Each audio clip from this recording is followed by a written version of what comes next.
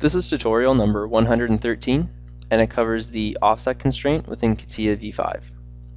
To start off, open up tutorial part number 113, which is located on the DVD. Now the offset constraint is found in the toolbar here, and what this is going to do is we're able to offset one surface to another a certain distance. So to do this, what I've done is I've set up some of our previous tutorial parts, and what we're going to do is we're going to change the offset distances all the way around. Right now they're all set at 100 millimeters away from this face to this face all the way around. So what we're going to do is we're going to change these dimensions. So let's click offset constraint. We'll click this face here,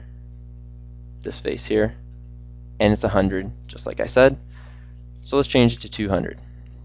Click OK, click update, and now we have 200.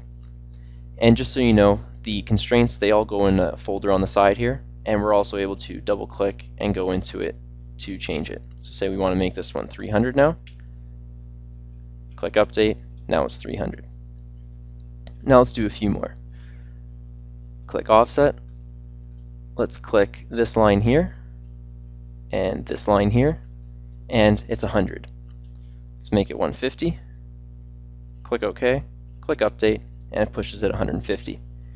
So now it's not just faces, you're also able to do edges such as that.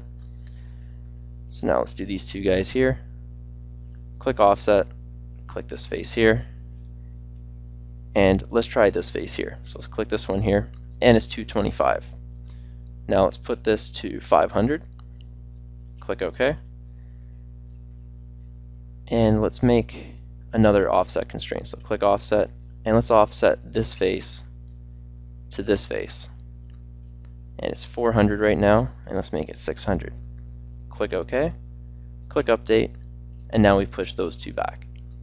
So when you're doing this, it can be either from a surface to a surface, a line to a line. You can even do point to point if you want to. And so what we did in the first view, I did this face here to this face here, then we did edge to edge, and then you can throw it around and do different faces to pull it out too. So I used this face here to this face here, and then I also used this face here to this face here. Now when you're doing it, the object that you click first is going to be the one that moves. So if I go back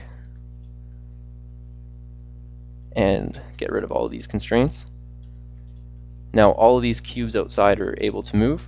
So if I want this one to move first, I'm going to click this face here, click this face here, make this 500, and when I update, that one's going to move.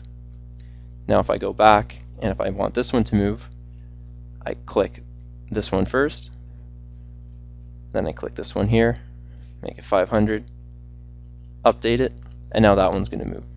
So just when you're doing it, it applies to all the other constraints too. Always choose the one that you want to move first and the one that you want to remain stationary second. Now we'll also do one that's point to point. So we'll choose this point here and this point here. Now when you're doing point to point, it's kind of harder sometimes. In this case, the points are lined up. They're in line perfectly. Most of the time you're not going to get that, so doing a point to point is not usually the best choice. Now let's make this one 500. Click update, and it moves out. So with the offset constraint, we're able to offset certain parts a certain distance away from each other. And this concludes our tutorial on the offset constraint within Catia v5.